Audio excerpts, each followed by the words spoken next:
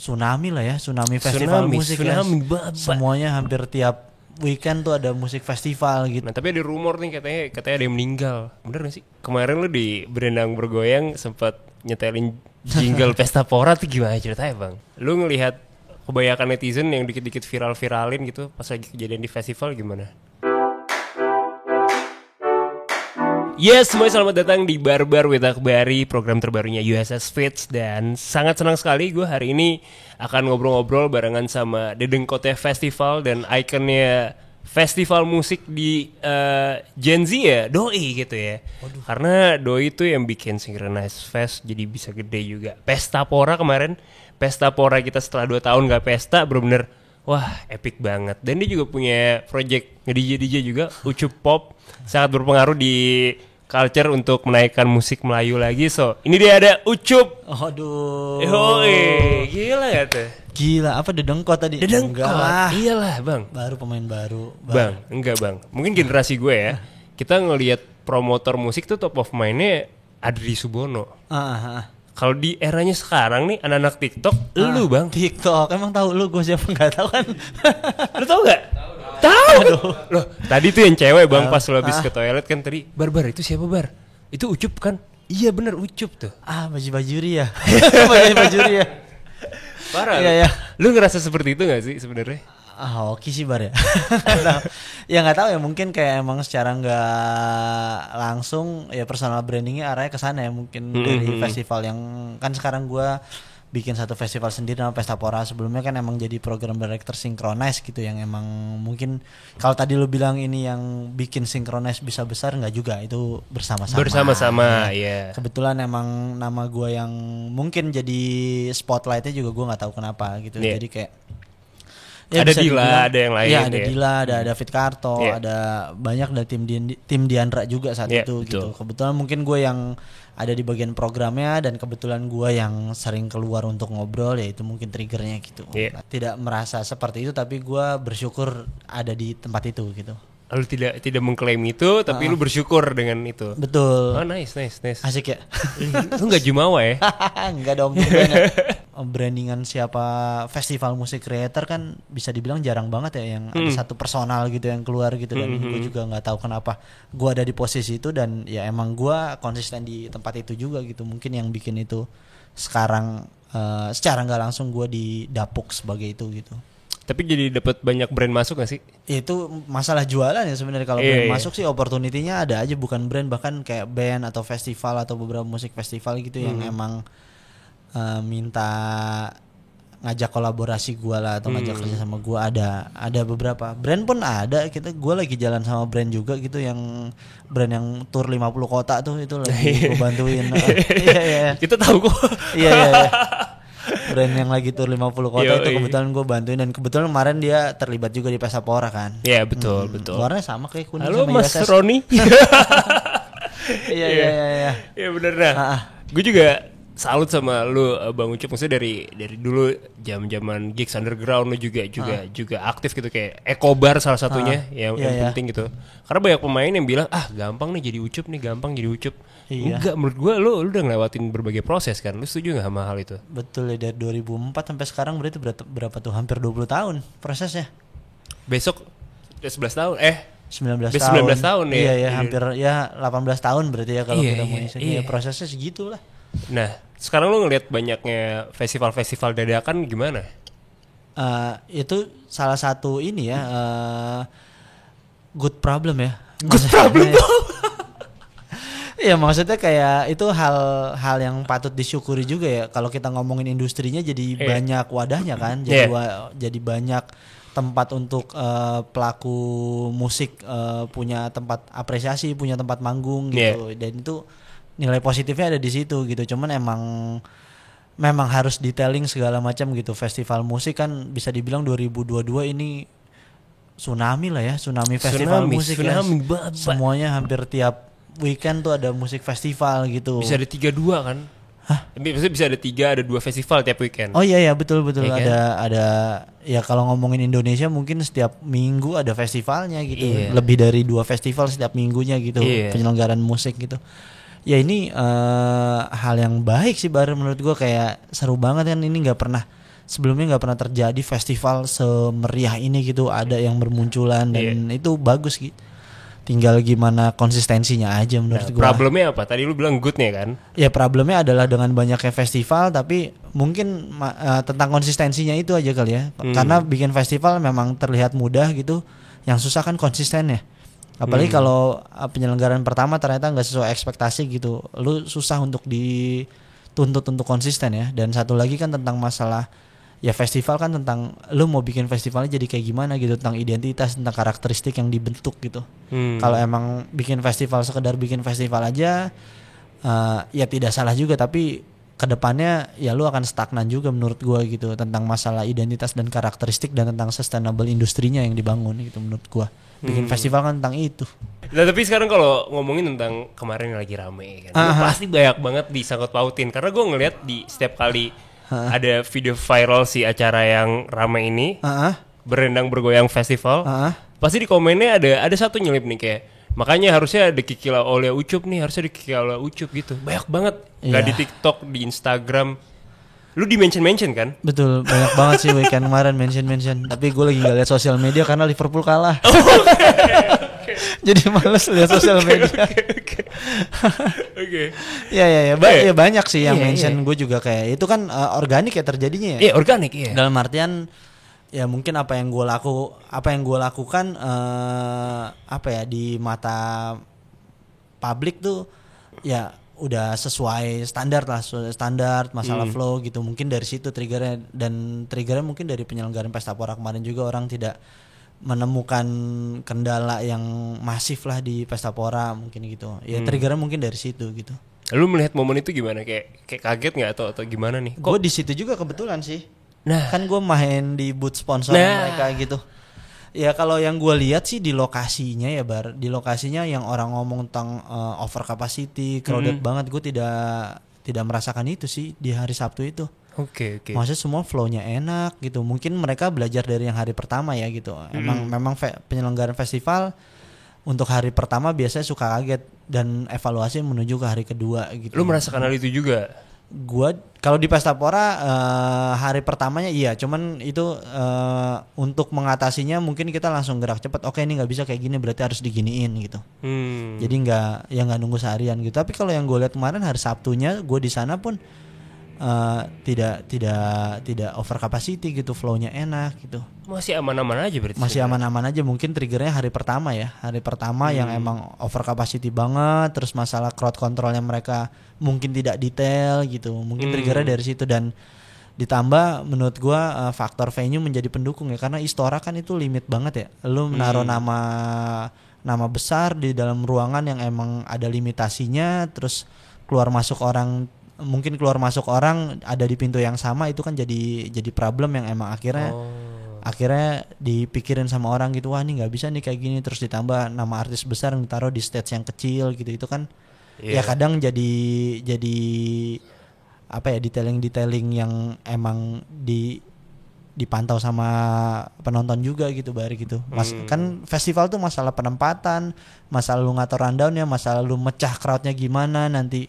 Yang ini mainin sama yang ini nih biar crowdnya bisa kepecah. Nah abis dari stage ini gue taruh nama ini di sini biar nanti orang langsung arahnya ke sini, jadi yang sini traffic orang bisa. Itu kan sebenarnya jadi hal-hal yang mesti dipikirin juga. Itu detailing yang emang menjadi bagian crowd control festival gitu. Oh gitu. Iya. That's why makanya ada suka nama-nama besar mainnya deket-deketan gitu. Iya, flow orang kayak gitu. Ya nama besar mainnya berbarengan, kayak kemarin gue Noah sama Chris Fatih mainnya bersamaan gitu, biar emang crowdnya kepecah gitu, dalam artian gitu. Padahal tadinya harusnya abis Noah orang ke Chris Fatih sekalian jalan pulang, cuman karena izinnya tiba-tiba harus selesai jam 12 ya, karena jadinya harus berbarengan gitu. Ya itu kan sebenarnya harus dipikirin karena bukan naro ini main siang ini main ini ini main ini gitu. Itu harus dipikirin masalah traffic rundown dari abis main ini, nanti orang akan jalan lewat sini, terus nanti akan jadi crowd nih, misalkan orang yang dari stage ini ke stage ini masuk bersamaan akan ketemu, akan jadi hal yang ya akan jadi pertumpahan massa gitu. Jadi kan itu harus yang sini selesainya belakangan aja, jadi yang ini selesai duluan biar ini bisa keluar milih yang mana, terus yang ini selesai bisa orang milih Itu kan hal yang dipikirin juga sebenarnya di festival. Betul, mapping semuanya tuh berarti itu ya. Betul, dia harus memposisikan diri jadi penonton dan harus ngerti siapa aja yang main di festivalnya gitu. Ini bandnya besar banget nih sekarang nih, ini bandnya kata orang nih bandnya bagus, lu nggak tahu band itu besar atau enggak gitu. Iya, lu harus tahu band itu ada di posisi apa sekarang gitu. Kan lu ngerasain ada di pesta pora di berenang bergoyangnya sendiri. Itu masih wajar. Nah, tapi ada rumor nih katanya ada yang meninggal. Bener gak sih? Nah, gue kurang tahu kalau itu. Gue belum baca beritanya sih. Dan ya maksudnya kalau ada yang meninggal atau enggak gue kurang tahu itu dari mana dasarnya. Banyak nih. Anak sini pada bilang kayak katanya ada meninggal satu orang gitu di sana. Oh, mungkin itu makanya salah satu triggernya kali. Akhirnya jadi diberhentiin secara paksa. Ya, itu mungkin salah satu triggernya kali. Oke. Wah, baru tahu gue. Makanya aneh banget. Dan gue ngerasa kayaknya ada beberapa festival yang tiba-tiba akhirnya tuh jadi ricuh gitu di tahun ini. Ada contohnya Indo Thrift Fest. Oh iya. Tahu kan lu di J-Expo Kalau kemarin? itu belum udah penyelenggaraan. Kalau itu emang kayaknya iya. Amsyong deh. Maksudnya Amsyong dalam artian ya emang tidak dipikirin mateng ya. Gitu kan. Iya. Ada juga kemarin musikologi 2019. Oh iya, kalau itu sempat juga kan sampai bakar-bakaran itu ya. Iya, akhirnya jadi ricuh. Sebenarnya kenapa sih sampai bisa gitu, Bang? Sebenarnya masalah detailing aja ya. Kalau ricuh kan berarti penonton tidak puas kan dengan apa yang disajikan, dalam artian tentang servis yang dikasih si festivalnya gitu. Ya berarti ya itu yang mesti dievaluasi, apa yang bikin penonton gak puas. Oh, rundownnya molornya jauh banget. Oh, flow orang gak enak nih.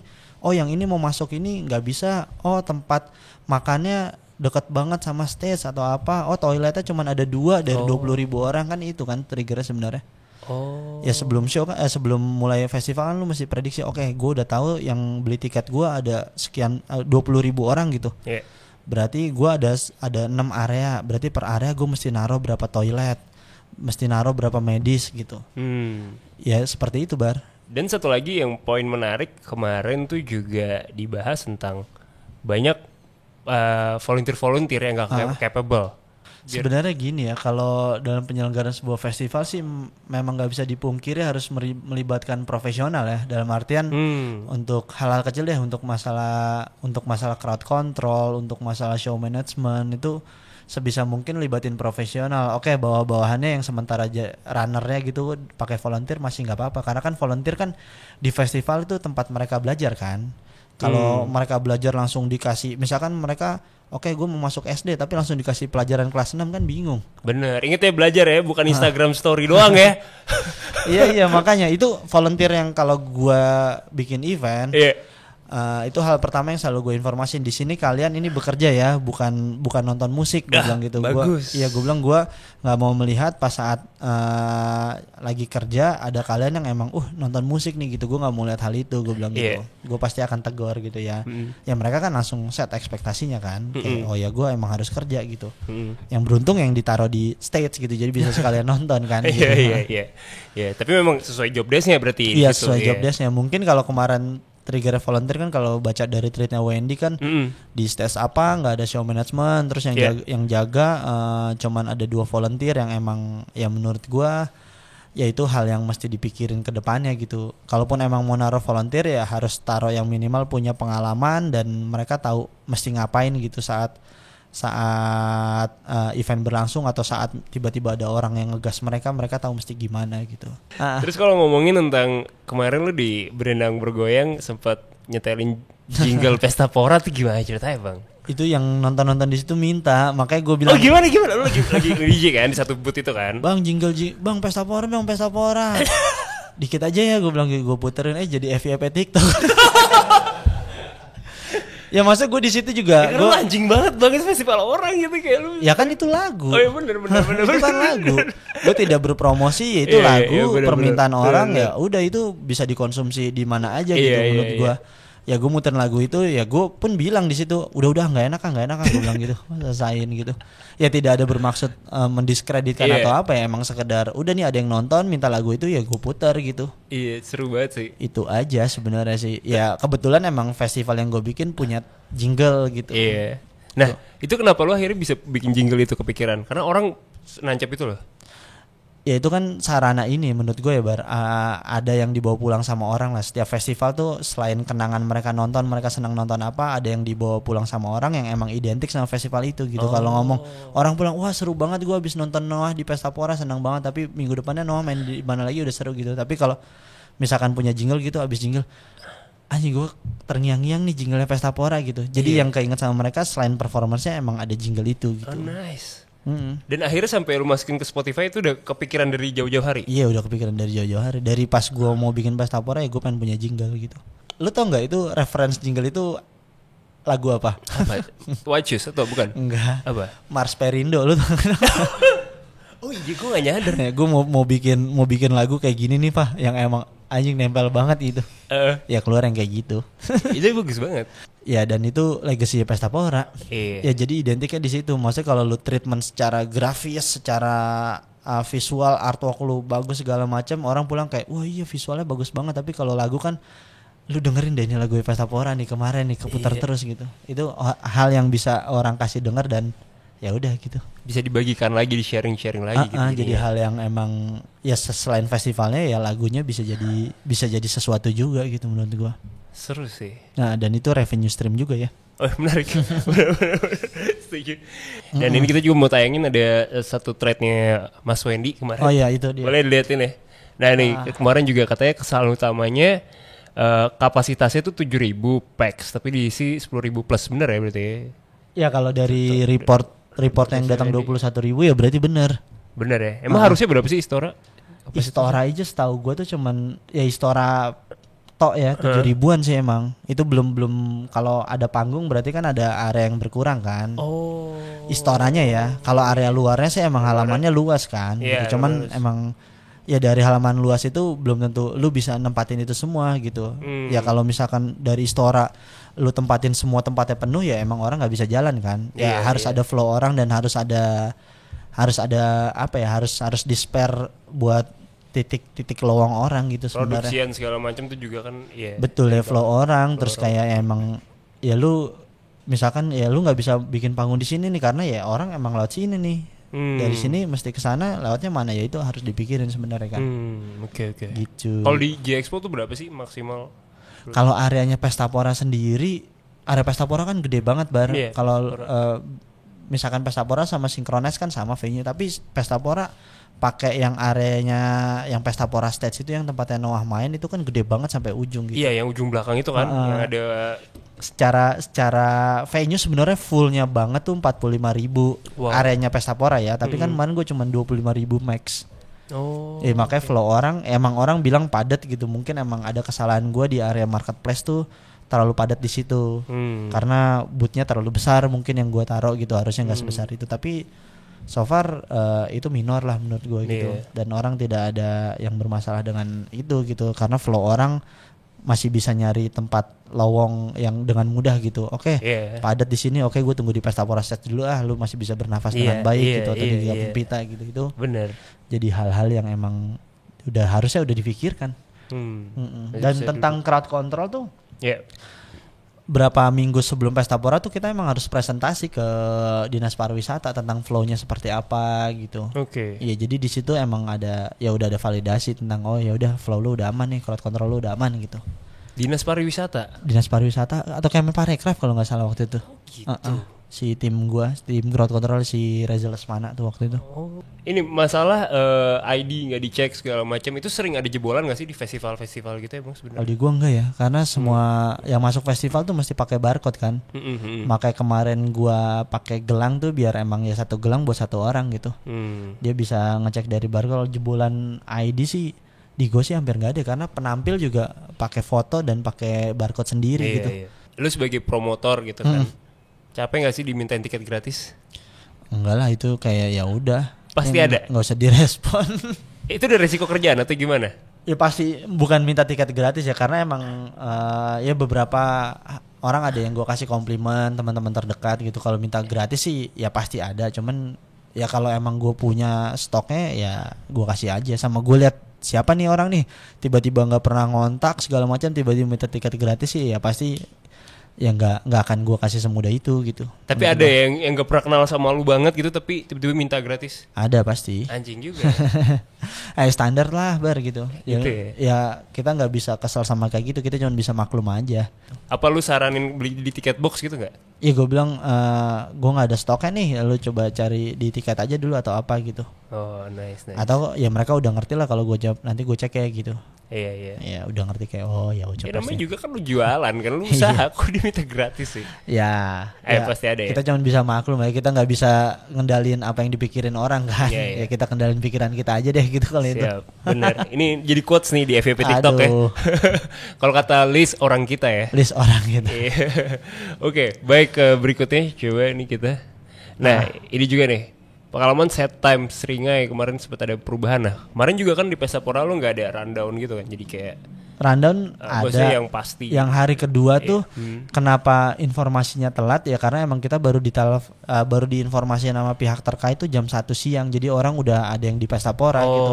Okay. Kalian mesti selesai jam 12 malam untuk di hari Sabtu dan Minggu ini gitu. Jadi kayak ya emang perubahannya tuh mendadak banget yang hari kedua. Ngajuin perizinan kan polisi ke Satgas Covid gitu, ke Dinas Pariwisata gitu. Udah kita lakuin semuanya. Sampai akhirnya kita megang surat izinnya buat misalkan buat Pesta Pora izinnya 30.000 ya udah gitu di situ.